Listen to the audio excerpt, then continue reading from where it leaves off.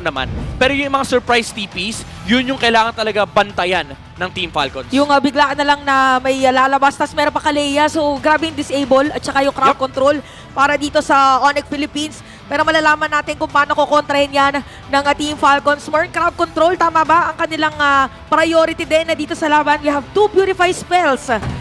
Anything na i-expect natin sa early game midnight? I'd say expect, again, no, yung 40 seconds rotation mula kay King Kong. And also, pagdating ng level 4, meron po kasing combo yung Kalea na hindi lang yung Tsunami Wave. Gamit nila yung Wave Breaker as the wall para makatalon, then papasok ko sa TP. Oo nga, kasi hindi mo na nga kailangan ng wall. Basta nandun ka lang sa wave breaker mo. Pero may 2v1 na nagkakalap agad dito sa may bandang ibaba. Ogun and Flap TZ.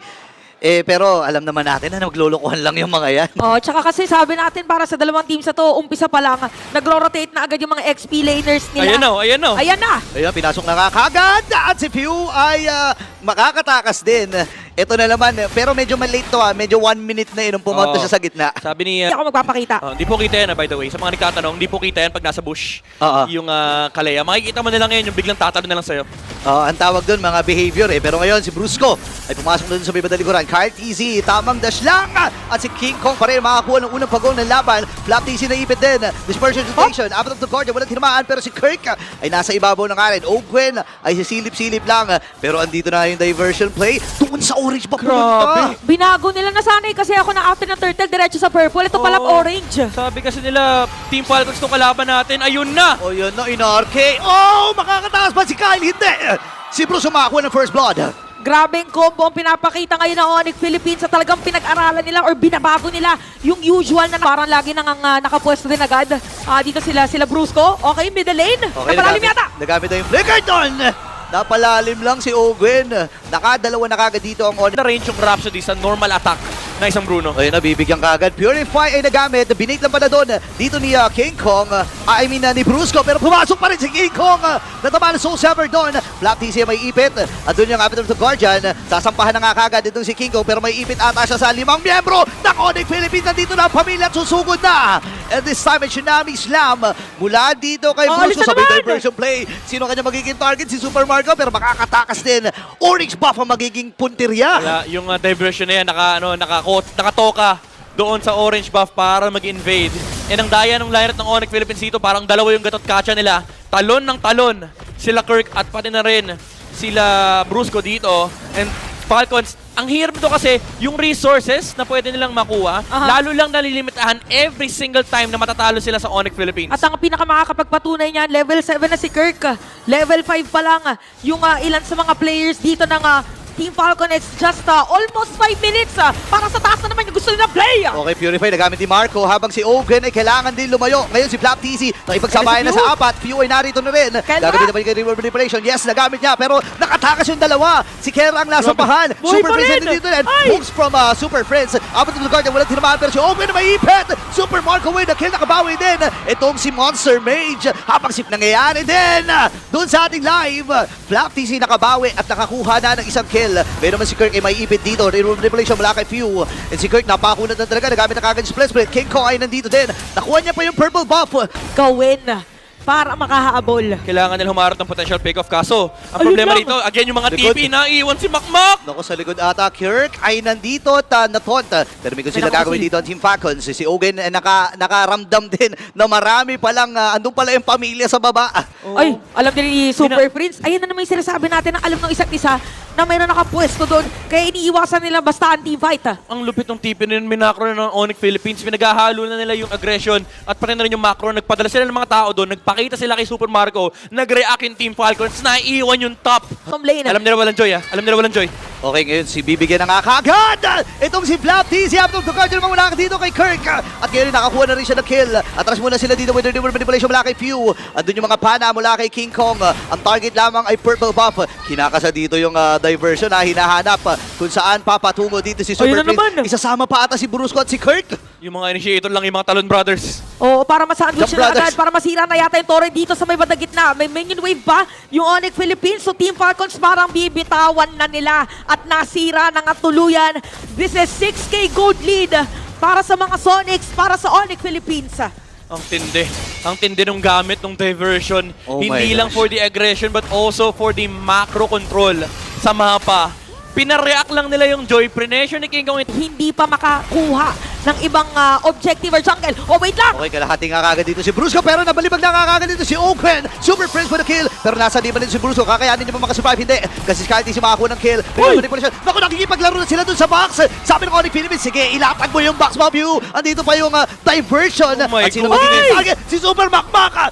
Buti na lang ay nakaiwas pa. Pero basag yung Torres sa itaas. Iba ba yun si Bulletproof? Oo. Napakahirap pa rin patayin. Pero Oo. kahit Bulletproof dito yung marksman ng Team Falcons, yung mga tore nila hindi. Oy, isipin mo nakasira sila sa taas, diretso, gitna, tapos pwede pa makakuha ng Lord ngayon. Yung Onyx Philippines, parang nahihirapan na talaga yung Team Falcons. So for Team Falcons ngayon, kailangan nilang somehow ay maghati-hati muna sa resources para dito sa ating laban. But damage dealt, look at that, 31k para dito kay... Oy! Maipit ata si Kirk! Pero si Bruce wala kulang kill. Ngayon naman nila ibalibag doon sa may kilid. Dito si Flap TC. Dire-diretso na ang pamilya. Sabay diversion Ayun na na naman sa naman! orange buff. Wala. Ano lang yan, pag-farm lang, sabi ni King Kong. Ayan na! Ano, Prince, padala mo nga ako doon, kulang gold ko eh. Okay, 1v1. Nakuha. Tataan sa may middle lane, si Owen naghahanap ng pwede puntahan. Oy, pero nagkakitaan sila ni Ogwen doon sa may bandang ilalim. Ngayon, Lord ay buhay pa rin. Flap TC ay nasa kilid din. Tamang bugal lang siya doon. Split split na gamit niya. Pero kailangan niya umalis. Andito rin si Keran. Ako, nababaran. Si Bruce at si Super Prince ay nakaabang na kapatid to Guardian. Nakaiwas. Grabe. Dito si Keran. Grabe naman, nilalabanan lang kagad. Inaantay lang nila si Flap TC rather na bumitaw at nakakuha na ng kill. Oray ko po, Soul Saver lang yun. And this time, si Kiko ay nakakuha ng kill. Masakit na rin yung burst mula din sa Team Falcons. Super Marco ay nakabawi din. Pero andun na naman yung Tsunami Slam. Tuloy-tuloy lang ang pagdiretso dito ng Onyx Philippines habang babasagin na yung top at bottom. Oh, grabe siya Oy! kanina para na talaga makasira pero wait lang, pinipilit pa rin. Yun sa may top lane. Ano si Kirk naman ay maiipit. Oh, may si Ogwen rather. Kano? Maiipit din at tatapusin na ng pamilya ang game number 1. Isang malinis para sa Super Fam. At nakita natin yun na walang iwanan sa kanila talaga ba to? Kasi parang all over the place siya. Magugulat ka na parang nakasunod siya dun sa kalaban ng team. But for Team Falcons, again, kailangan nilang i-extend itong laban na to at kilala natin sila bilang team na may antas ang potential for a reverse sweep. Ako curious lang ako. Kapag nag-Power of Wildness ba itong Hilda, tumitigil yung pali sa cable? Yung cable tutuloy pero di siya makaka-cable. So nailabas yung Fanny. Meron tayong mga malilikot na junglers para sa ating game number 2. At parang yung range naman para doon sa ating mid laners ay halos pantay lang din naman. Yep. Don't get me wrong, malakas yung mid game ng Team Falcons. Yung setup ng kanilang draft, again, it's very Falcons. Ano pa, nakakilling spree pa. Dito yung Beatrix. So, or Assassin Emblem rather. Yep. Para dito sa ating game. So, Team Falcons ngayon, parang sila naman yung nagka-try mag-setup ng tempo pero nakaharang agad yung mga players. Nakaharang agad si Kirk against Lock Easy. Okay, Kyle TZ ay nandito. Level 3 pa rin naman, parehas. Pero nauna na si King Kong. Nakuha na niya ang kanyang level. Parang lahat dito ay pwede niya i-shred later on. So, medyo tahimik yata. Ayan na, napaflicker na kagad si Super Friends dito. Habang si Few ay bibit-bitin palikod. Si Brusco ay nandito din. Masakit na rin ang mga pokes mula dito sa Onyx Philippines kahit early pa lang.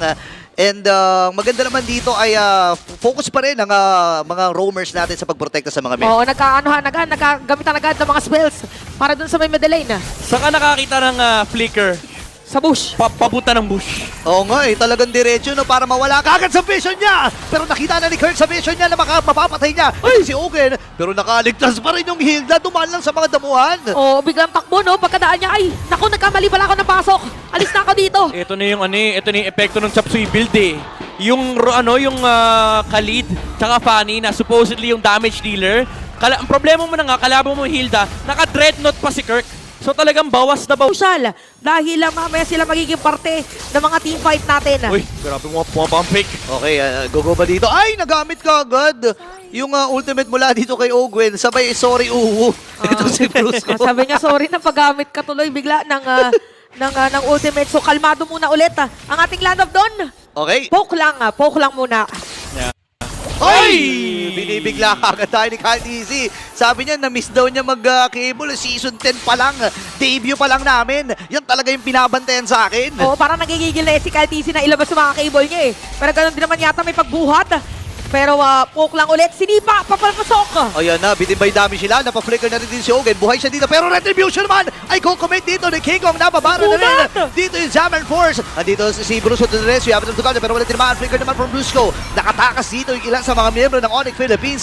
Pero andito yung reinforcement. Andito yung snipe mula dito kay Kelra. Pero buhay pa rin si Ogwen. Napakadami mga skills na nagamit din.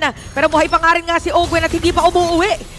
Kaya naman daw mag-heal pero yung pagong mapupunta yata sa Team Falcons pero nakasili pa Onyx. Okay, kaya ba? Hindi na lumapit dito ang Onyx Philippines pero sabi na sige, mag-turn tayo dito. Si Kirk ay naka-abante din. At sakit ng mga hampas. Oben, kailangan tumapak ng Cyclone Eye para lang makatakas sa kupunan dito ng Onyx Philippines. Flicker ay na-force kagad ni Few. Pero may next round, sabi ni Super Marco. Sama na kaya ako. Pero dito si Kyle T, si Widows Cables, nagamit na rin yung Crimson Beacon ni Super Friends. Atras muna sila dito. Walang nagkamatayan. Grabe, hindi fight ng mga gantong teams, no? Mga players ng Onyx Philippines. Pero dito yung sinasabi natin na sobrang contained na yung aggression dahil hindi pinipilit. Wait lang! Ako si Kyle TC kagad ang kinuha. I mean si King Kong kagad na nakuha doon. Courtesy of Kyle TC. Ngayon naman ay Maybe ito yung reason, no, bakit talagang taas ang importance ng Kalit. Pero mamaya na yun, Prince. delikado ata si Super Prince dito. Aabutan ba niya? Or aabutan ba siya ng Team Falcons? Buhay pa. Pero not for long kasi si Pio nakakuha na ng kill. Dito si Kirk pero hindi ata sapat yung kanilang damage. Pero si Brusco ay nag-aabang. Ang goal ba dito ay sipain? Kaya lang wala kasing damage dealer na katabi. Oo, parang haharangan na rin ng mga players dito ng Team Falcons. So turtle pa lang to pero para magkakasagupan agad yung ating dalawang teams. So si Flap TC nandito rin for the vision at parang hindi na ipipilit as Team Falcons. Yung layering. Ganda. Yung stun ng Raging Sandstorm in to the After the Guardian. Pero yun lang, napuwersa siya palabas. Ang sakit! Oh, hapdi naman. Yan yung mga sinasabi natin po kay Few. Pagka tumama ng tumama lagi, hindi mo na mapapansin na, ay, kalahati na pala yung buhay ko. Ouch! Ouch! Oo. Mapapa-ouch ka talaga eh. Ayun, napa-ouch na rin dito si King Kong mula doon sa paglapag dito ni Super Marco. Kaya naman si Brusco ay umaan. Wings for a Few. Tingnan natin kung anong gagawin ng ating dalawang kupunan. Pauna mag-clean ng minion wave, pero ito na naman, parang poke lang muna yung gagawin dahil alam nila na importante na maging pasensyoso kapag sila yung magkatapat. Nakakairita yung yung Lanterns player mula kay Super Friends. Ngayon lalaban na ba dito ang Team Falcons? Medyo sinusubukan lang ng Onyx Philippines kung go ba sila. Hinawakan na ni Flap TC yung unang Lord ng laban.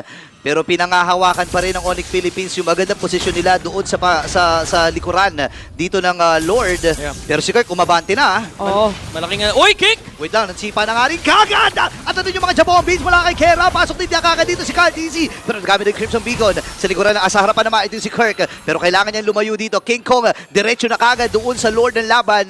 Pero si Flap TC sabi niya hindi kami papayag. Round 2, hindi tumama yung snipe. Pero andun din Ton mula dito kay Flap TC. Pero mamatay siya sa kamay ni Kera. Ngayon naman flicker na gamit din ni Super Friends. Medyo bawasan ang Team Falcons. Wala pa si Flap TC for the next 20 seconds. Oy! Pero si Kirk ata ang pinupuntirya at napuruan na kagad ni Kyle TC. Okay, killing spree. Hindi pa rin siya namatay doon. Oo. Gamit Oy! wait lang si King Kong dito na. Mainit dugo ni Kyle. Oh, Tinamaan ng mga cable eh. Oh, hinahanap talaga ni Kyle TC kung nasan si King Kong.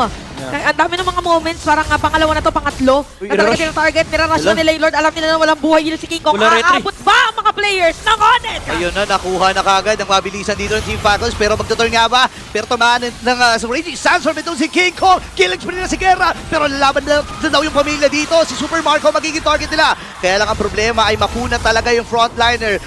Dumasal lang dun sa may gilid. Nag-quick sand guard lang eh. Na-force out. Tingin nila na gagawin ng Onyx Philippines na kapag ba tayo na sa sitwasyon ng gagawin natin, huwag yun yung gawin natin para magulat sila na bigla na lang tayo pupunta. Ay, Flap TZ. Wala pang isang segundo na matay siya sa harap ni Kelra. Oo nga pala kanina, no? Oh, kailangan nila mag-ingat dito habang si Brusco ay kumakasa na. Alam natin, nasisipa yan. Sabi na, sige, unahin na kagad lang si Flap. Hindi nagamit kagad dito yung kanyang revitalize. Pero sabi na, out of the guard dyan mula kay Flap. Habang si Kiko sa may bandang likod, makakuha sila ng kill. At isusunod pa ata nila si Ogwen. Same with Flap TZ. Ngayon si Kyle at si Super Marco na lang natitira. Kailangan mag-atrasan dito ng Team Falcons. And ready ang pamilya na mag-dive. Andun yung mga cables. Abutan ba dito? Wala silang panghawak. Dito kay Kyle TC. Pero sabi dito ng Super Family, hindi na yan. Huwag na natin nabulin yan kasi Tori muna ang unahin natin. Falcons dito nakasalalay. kung makakapasok na ba Oh, sila Kyle. sa playoffs. Oray ko, nagamit kagad doon cutthroat mula dito kay Kyle TZ. Kung mapapansin natin, medyo body-body system na din sila. Brusco and Kelra, lagi na rin magkasama dito dahil nga doon sa threat nung mga Jabong Beats plus Dasipa. Sa sobrang alam ni Super Prince, ni sapat yung damage. Wala siyang ginawa. Tinangkay niya lang yung cutthroat. Nakangiti lang Oo, no? sabi niya, Sige. okay. Oh, alam Okay ko, na alam to. ko. Kaya. Pwede kasi beta pag gusto nilang may pumasok. Basta, may sipa papalayo. Pero yung Lord kanina mapupunta, it's gonna be Onyx Philippines. Ayan na, minadali na nila. Tapos sabi dito ni Brusco, out tayo pre, kasi didiretso tayo dun sa purple buff. Alam nila ang gagawin dito ni Kyle TZ. Kirk ay nakaabante na. Super Marco and the rest of Team Falcons ay nakabantay at nakamatsyag dun sa purple buff. Feeling ko talaga may syubat. Kung gusto ko lang naman namin makapag-farm. Ano next, no? Oh, saan ka next? Oy, ayun lang, friend. Oh, wait lang. Okay na si Kyle. Ay, ayun na. Nirat-rat na dito ni Kelra. At diretso na ang Onyx Philippines. Sapat ba yung damage nila para maklear ito? Yes, sir. Kasi nga naman nandun yung pag-abante nila. Pero sabi, wag nating isugal kasi nga naman threat pa rin yung sipa mula kay Brusco. Lalo't available yung kanyang flicker. Oh, sabi pa naman din natin na miss ni Kyle TZ magpani, na miss Ayun natin na. pala ni Kelra mag-Beatrix. Yung Lord at sa may top lane, Super Marco pipilitin na dumapensa, ginamit na rin mga Jabomba. So 8 for ang score natin, Grabe si Prince. AK Golden! Napakahapdi Okay pa rin. doon. And ngayon, yung Lord lang ang naging punta. Aray ko po, napakakate ng mga Nibiru's. Mula dito kay Kelra. At kailangan nilang, Nibiru nga ba o Renner? Bomba. Bomba. Pag Renner, Jeremy Renner. Ayan Yan! na, nasipa na nga rin kagad sabay Bennett's range. At si Kelra ay nakakuha na rin ang kill. Lapag yung Jammer Force. Pinamaximize lang nila din si Kirk ay namatay. Pero buhay pa rin si Few. Kailangang lumatras dito. Pero si Ogen, naku po, kailangang habulin. King Kong and Ogen nagkakahabulan lang. At itong si Kyle TZ lumayo na rin eh. Oo, pero parang pwede itong buy time. Ayan, napigilan na. It's Ayan gonna be na. killing spree pa. Laban na to. Yung mga sipa sabay Bennett's range. Mula dito kay Kelra at kay Brusco. Na ngayon ay nakapwesto na nga rin doon sa Lord. Oh, pero parang iba yata yung gustong puntahan na ni Owen at ni Super Marco. Take note of the position. At alam natin na Conceal. mabilis yan kapag merong kalit sa nga pa talaga pupunta. AOG! Ayun na, but the Guardian of DJ Immortality ngayon na nakap mula doon sa Lord. Kiko ay nakakuha na rin ng isa. Kera ay godlike na. Nagwawala na yung gold standard. Nakadalawa na rin Kiko si Kong. Si Ibon Kera. Tag-isa dito ang KK connection. Habang si Brusco ay nakasipa pa. At makukuha ni Super Prince yung kill. Hati-hati lang ang pamilya. Oh, meron pa sila may wave sa may That's top it. lane. That's it. Eto na yon para sa Onyx Philippines. Ito That's na it. ang katapusan. At ang Onyx Philippines ay magpupunta sa ating playoffs. Onyx Philippines showing their prowess again against Team Falcons. Sabi kasi sa isang